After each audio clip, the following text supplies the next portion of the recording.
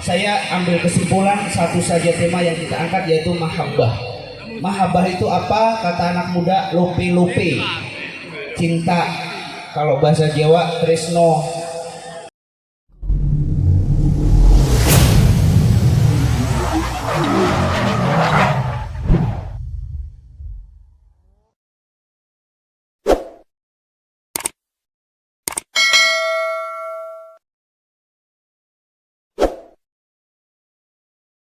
Warahmatullahi wabarakatuh. Yang paling kencang jawabnya sebelah kanan. Terima kasih Ayahanda Ustadz Ridwan ya. Katanya yang jawabnya nggak kencang apa tadi? Suaminya nggak betah di rumah. Jadi salamnya lebih kuat. Terima kasih Pak Ustadz. Bismillah, alhamdulillah wa syukurillah, assalatu wassalamu ala rasulillah. Amma ba'd. Puji dan syukur kita panjatkan kehadirat Allah Subhanahu wa taala yang telah melimpahkan nikmat dan karunia-Nya kepada kita semua, sehingga siang hari ini walaupun saya tahu ini sudah mulai panas, perut sudah mulai ngalahin suara organ, kita tetap bersyukur. Paling tidak nggak hujan. Kalau hujan lebih repot lagi. Kita dikasih suasana yang cerah, alhamdulillah wa syukurillah. Kita ikrarkan rasa syukur ini dengan bacaan hamdalah, alhamdulillah. Salawat dan salam kita sampaikan kepada junjungan kita Nabi Agung Muhammad sallallahu alaihi wasallam, yang kelahirannya diutusnya di bumi membawa kabar baik, berita gembira kepada kita semua, sehingga kita tahu Allah itu siapa, Allah itu di mana, Islam itu seperti apa, bagaimana kita harus hidup, bagaimana kita harus beribadah. Itu karena jasa-jasa utusan sang manusia suci Sayyidina Muhammad sallallahu alaihi wasallam. Ya, tenang saja, saya nggak lama-lama. Saya tahu yang kita rasakan sama. Jadi nggak yang di depan aja nih, yang di depan, yang di sini juga sama. Saya tadinya mohon izin dulu kepada para tokoh semua, saya di depan mohon izin. Yang saya hormati para tokoh adat, tokoh agama, Ustadz Ustadzah, Haji wal Hajah. Saya belum bisa nyebut satu persatu namanya, mohon maaf, bukan berarti mengurangi rasa hormat saya, tapi karena saya juga masih belum hafal satu-satu. Yang perlu saya sampaikan adalah kemarin sempat diminta untuk mengisi ceramah, dan saya masih ragu-ragu nih jadi apa enggak. Jadinya tadi pagi masih santai-santai, dan ternyata ditelepon jadi. Alhamdulillah agak grogi, bingung mau ngomong apa. Tapi alhamdulillahnya hari ini ayah saya, Ayahanda Wan Bursah dan Ustadz Ridwan banyak memberi petuah-petuah. Jadi sebelum saya ngomong di depan, saya sudah diguyur nih, ada lautan ilmu, dua lautan ilmu ini banyak memberikan ilmu yang alhamdulillah buat saya pribadi sangat mengena, dan insya Allah mohon bimbingannya akan kita laksanakan juga. Jadi kepada Ayahanda Wan Bursah, tadi sempat disampaikan bahwa walaupun saya ngerti dikit-dikit ya, mohon maaf kalau salah menerjemahkan, karena saya bahasa Lampung sudah mulai belajar, sudah mulai ngerti. Dan ini saya sebenarnya tadi mau ngomong bahasa Lampung, cuma takut salah. Dan tadi sudah ditegur, daripada dicampur-campur mending bahasa Indonesia saja. Alhamdulillah, jadinya saya sekarang pakai bahasa Indonesia saja. Tadi disampaikan ada saudara beda adat, ada beda darah. Nah, di sini saya memohon bimbingan kepada kedua beliau ayahanda. Saya duduk di sini merasa dua-duanya beda, adat beda, darah beda. Tapi semoga saya juga diterima. Paling tidak di sini kita sama-sama satu umatnya Nabi Muhammad Shallallahu Alaihi Wasallam. Insya Allah semua yang ada di sini kita semuanya nanti akan berkumpul, tidak hanya di tempat ini, bahkan sampai kita ke surga bareng-bareng. Amin. Di sana beda darah nggak apa-apa. Siapa tahu saya di sana namanya Solihin udah jadi Solihin Lampung kan, siapa tahu ya Pak. Jadi ayahanda Wan Bursah bisa jadi karena sekarang saya masih baru. lumayan juga sih, ada 3 tahun. Siapa tahu besok pas matinya kan kita nggak tahu, pas di surganya belum tahu.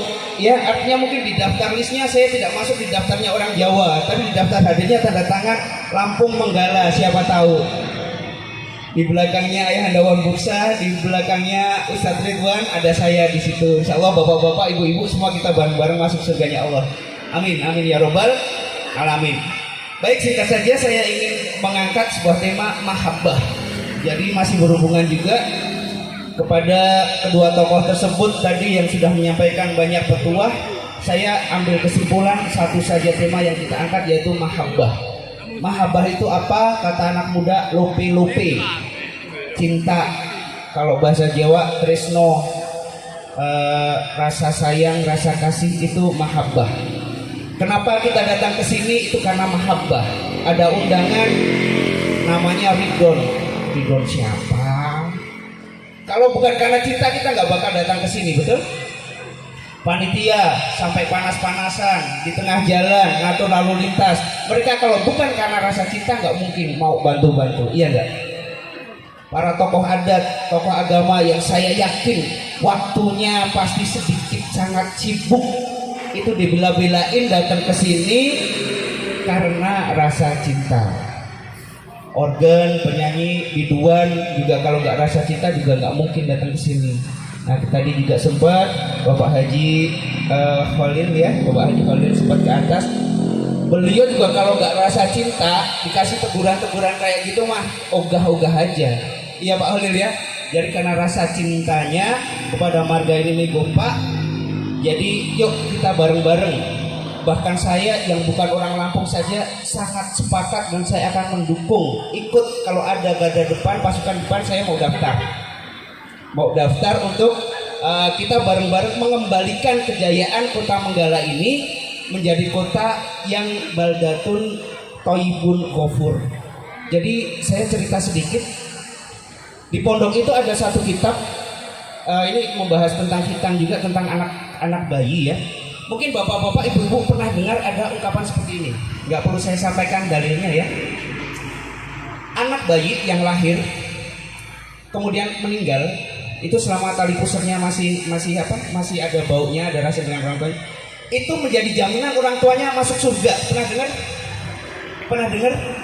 Ya, ini kitab yang nulis namanya Syekh Sulaiman Ar-Rasyid. Beliau asli Lampung, asli Menggala. Baru dengar? Artinya apa? Artinya ada sejarah yang sedikit tertutup.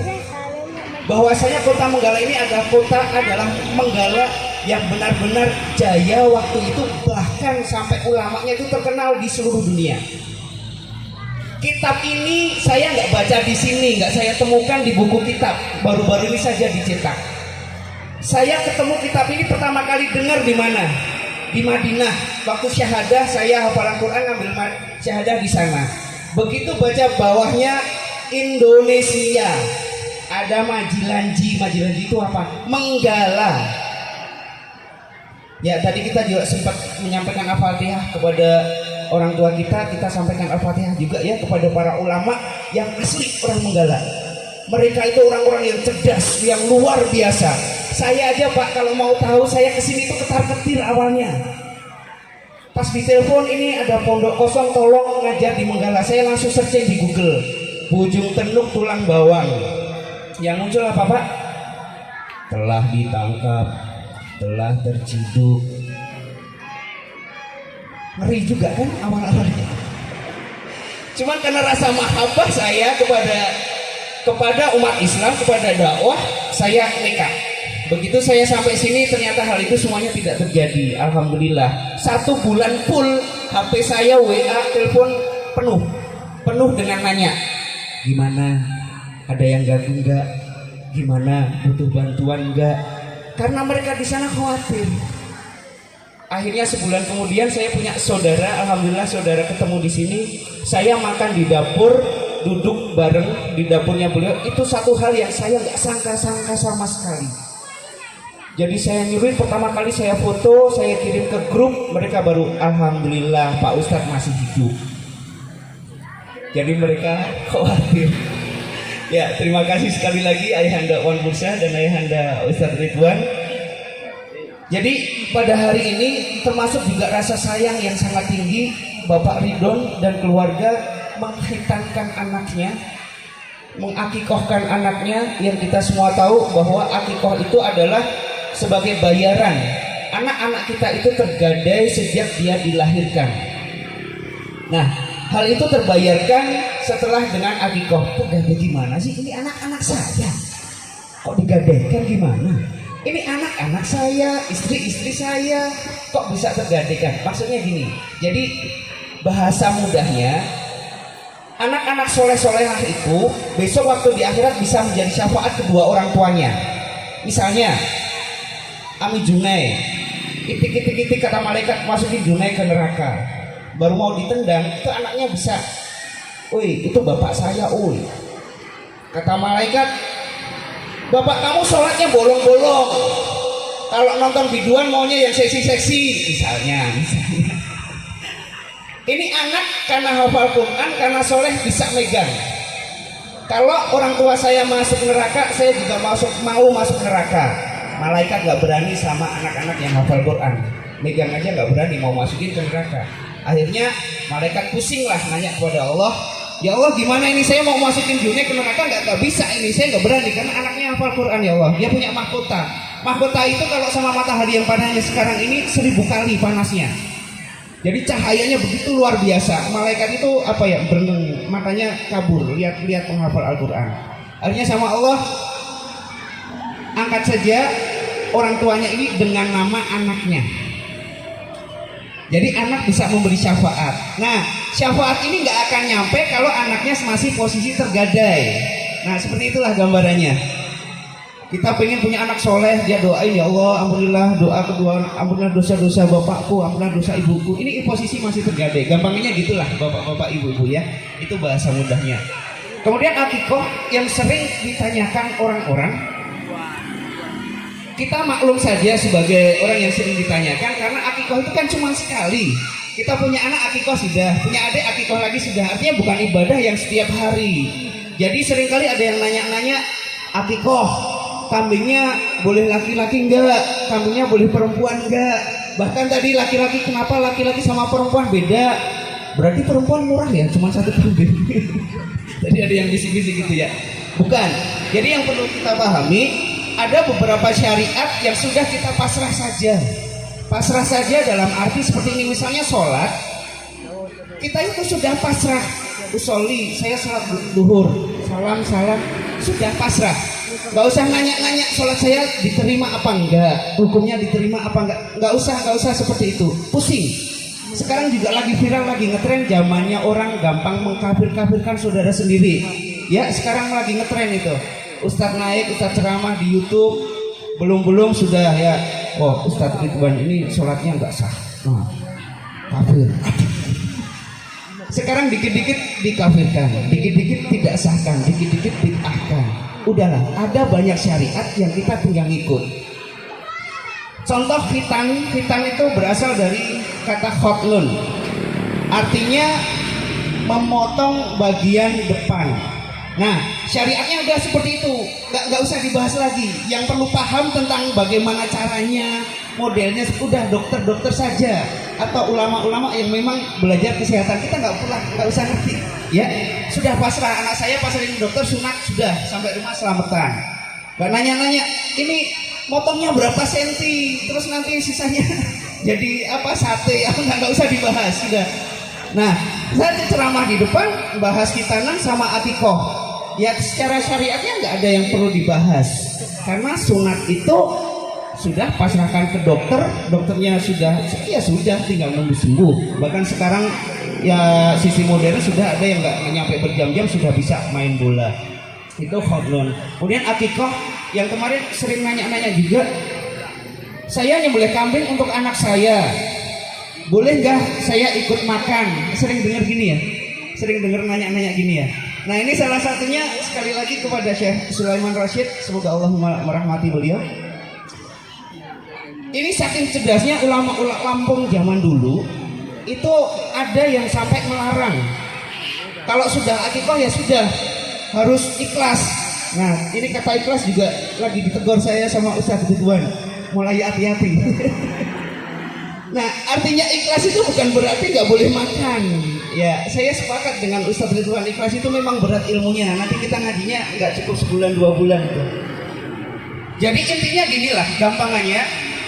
Kalau kita nyembelih kambing, hukum akikah itu ada 3. Yang pertama sunnah muakkad. Sunnah muakkad itu yang umum, semua orang tua yang punya anak itu hukumnya sunnah muakkad.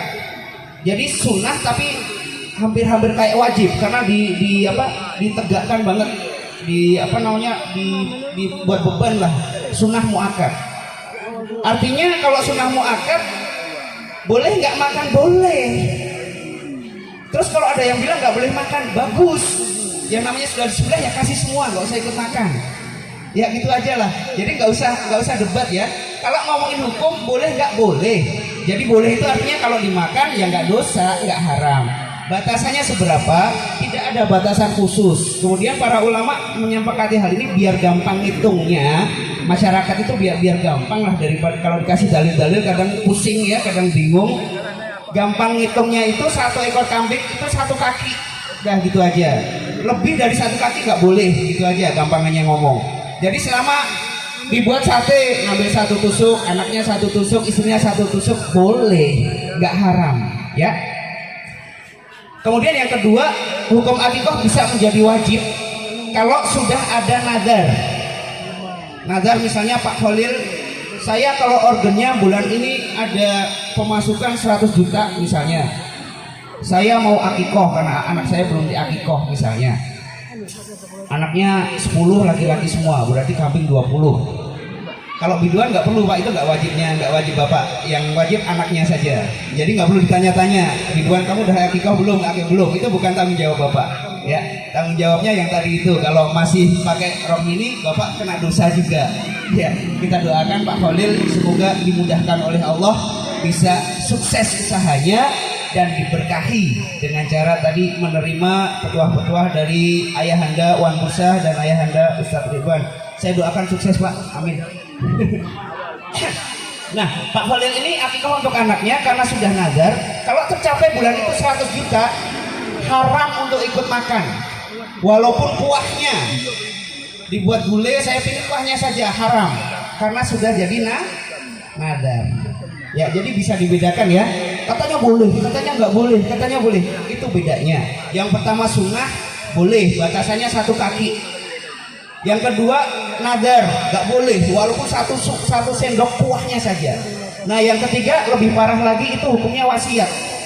Misalnya kakek ngomong ke bapaknya, ini bapaknya nggak begitu paham agama, misalnya, anak kamu belum diakikoh loh. Ya udah, itu saya ada kambing, saya sedekahin ke kamu buat akikoh anaknya.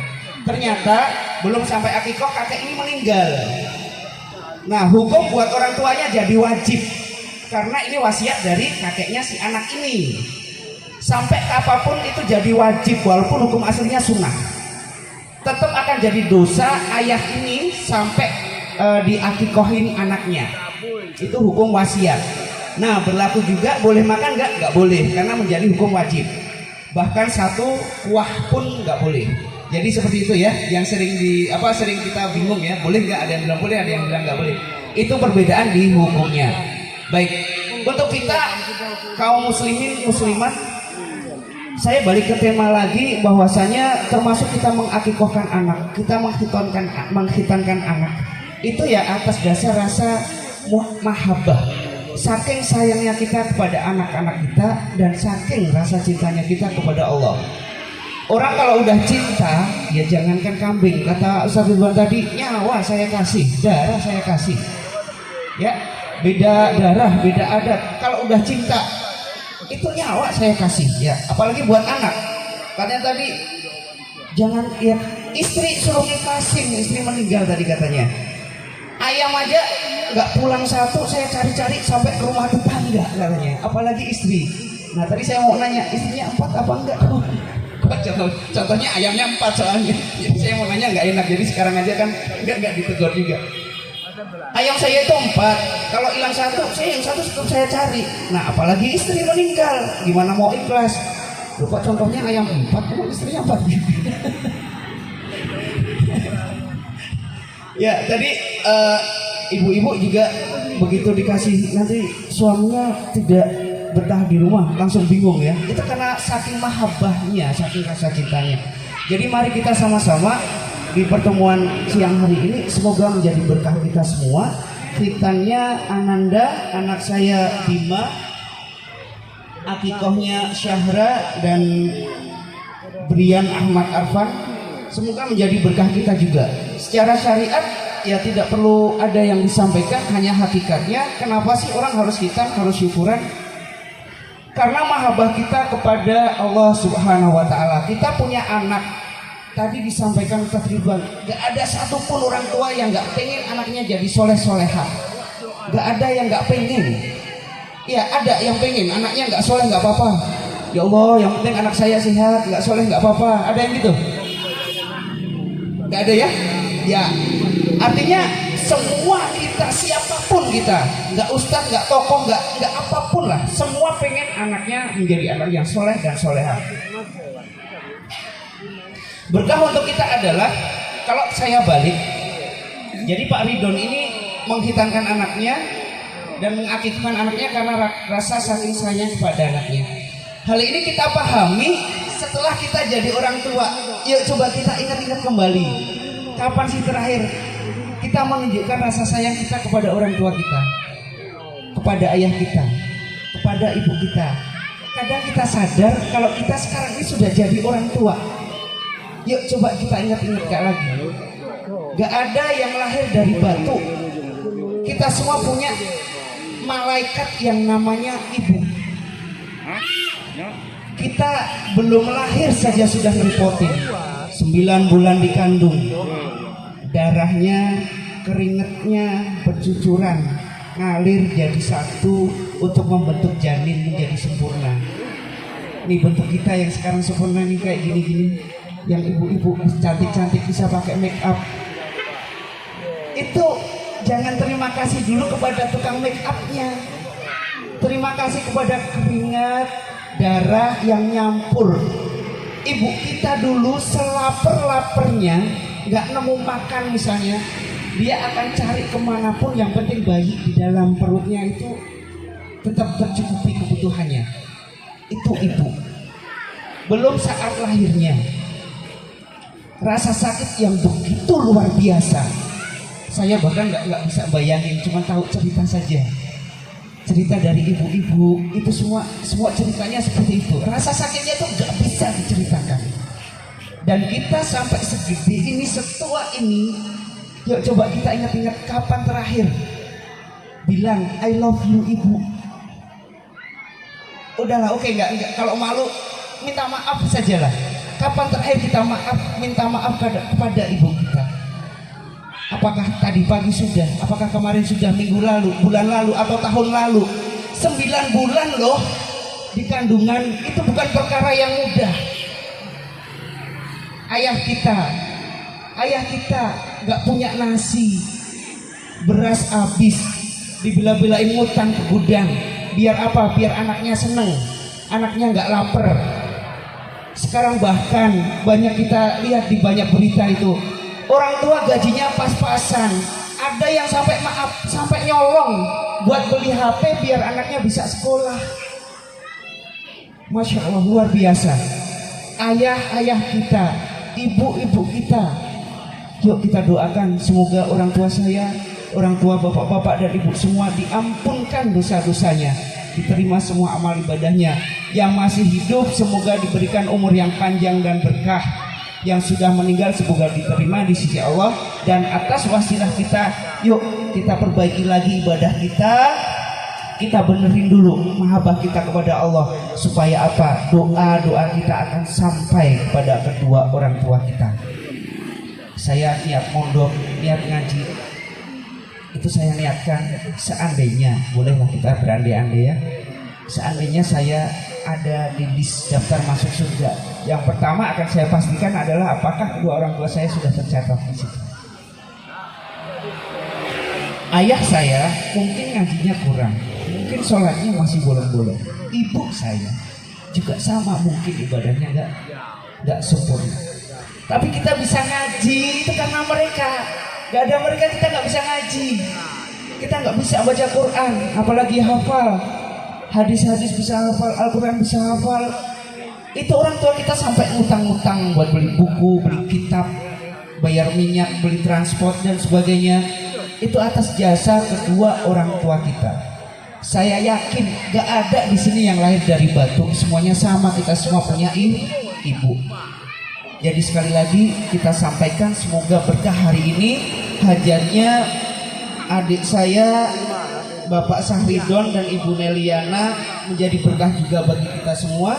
Semoga hajatan siang ini menjadi apa yang dikeluarkan menjadi sedekah terbaik yang diterima oleh Allah. Doa-doa yang terpanjatkan pada hari ini menjadi doa yang termakjub, yang menjadi doa yang diijabah oleh Allah Subhanahu wa taala.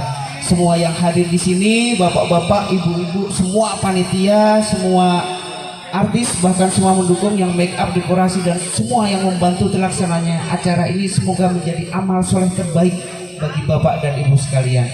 Akhirul kalam, mari kita sama-sama berdoa. Kita sampaikan wabil khusus kepada orang tua kita, kepada ustadz-ustadzah, para ulama-ulama yang sudah mendahului perjuangan kita, kepada keluarga Bapak Sahridon dan anak-anaknya. Kita sampaikan doa bersama. Mari bersama-sama. Astaghfirullah Rabbal baraya, astaghfirullah minal khataya, astaghfirullah Rabbal baraya, astaghfirullah minal إلى حضرة النبي المصطفى صلى الله عليه وسلم وآله وأصحابه وأولاده وأزواجه وذريته. الفاتحة. أعوذ بالله من الشيطان الرجيم. بسم الله الرحمن الرحيم. الحمد لله رب العالمين الرحمن الرحيم مالك يوم الدين. إياك نعبد وإياك نستعين اهدنا الصراط المستقيم صراط الذين أنعمت عليهم غير المغضوب عليهم ولا الضالين. آمين آمين آمين يا رب العالمين. Astaghfirullah, astaghfirullah, astaghfirullahaladzim. Alhamdulillah Rabbil Alamin. Hamdan syakirin, hamdan na'amin, hamdan yuafi na'amahu yukafi wa mazidah. Ya Rabbana lakal hamdu kama yanbaghi li jalali wajhika wa 'azimi sultanik. Allahumma salli ala sayyidina Muhammad wa ala alihi wa sahbihi wa barik wa sallim ajma'in. Allahumma taqabbal wa awsil du'ana bi barakatil Qur'an, bi barakatil hajati, bil amali sholih, khitanan wa aqiqah bima Ahmad Afandi Syahra Nur Azizah Brian Ahmad Arfan, bi barakatil Fatihah, bi barakatil Qur'an. Ya Allah, ya Rahman, ya Rahim, rasa syukur kembali kami panjatkan kepadamu pada siang hari ini yang telah melimpahkan kami berbagai macam nikmat terbaik, sehingga pada siang hari ini kami bisa berkumpul bersama dalam majelis doa untuk tasyakur kepadamu, mengungkapkan rasa syukur sebagai hamba bahwa pada hari ini kami telah menghitankan anak kami Bima Ahmad Afandi bin Bapak Sahridon, syukuran akikoh Ananda Syahra Nur Azizah Rian Ahmad Arfan bin Bapak Sahridon. Ya Allah, ridhoilah segenap rangkaian acara dari awal hingga akhir. Ya Allah, jadikanlah rasa syukur ini menjadi jembatan dan menjadi penarik rezeki-rezeki berikutnya. Ya Allah, ya Allah, jadikanlah anak-anak kami Bima Ahmad Afandi, Syahra Nur Azizah, Rian Ahmad Arfan jadi anak-anak yang soleh solehah. Ya Allah, yang berbakti kepada orang tuanya, yang berguna bagi nusa, bangsa dan agama. Ya Allah, ya Ghafurur Rahim, segala khilaf, salah kata dan tindakan kami ucapkan karena khilaf kami, karena kebodohan kami, karena kelemahan kami, karena keterbatasan ilmu-ilmu kami. Oleh karenanya kami memohon ampun kepadamu. Ya Allah, segala kekurangan dilakukan oleh keluarga, oleh sahibul hajat dan semua hadirin hadirat yang datang pada siang hari ini, jadikanlah kesalahan mereka sebagai dosa-dosa yang terampuni. Ya Allah, ya Allah, ya Rahman, ya Rahim. Untuk semua yang hadir pada siang hari ini, ya Allah, berkahilah rezeki yang melimpah. Jadikanlah keluarganya di rumah sebagai keluarga yang sakinah, mawaddah, warahmah ya Allah. Ya Allah, jadikanlah pertemuan ini sebagai pertemuan yang Kau ridhoi, sebagai pertemuan yang Kau ampunkan segala kesalahan-kesalahannya ya Allah, Kau maklumkan segala khilafahnya ya Allah. Rabbana atina fid dunya hasanah wa fil akhirati hasanah wa qina adzabannar wa qina adzabannar wa qina adzabannar. Rabbighfir lana wa liwalidayna warhamhum kama rabbawna shighara wal jami'il muslimina wal muslimat wal mu'minina wal mu'minat al ahya'i minhum wal amwat. Subhana rabbika rabbil izzati amma yasifun wassalamun alal mursalin walhamdulillahi rabbil alamin. Mohon maaf atas segala kesalahan-kesalahan kata, dan kepada Allah kami mohon ampun. Wabillahi taufiq wal hidayah. Wassalamualaikum warahmatullahi wabarakatuh.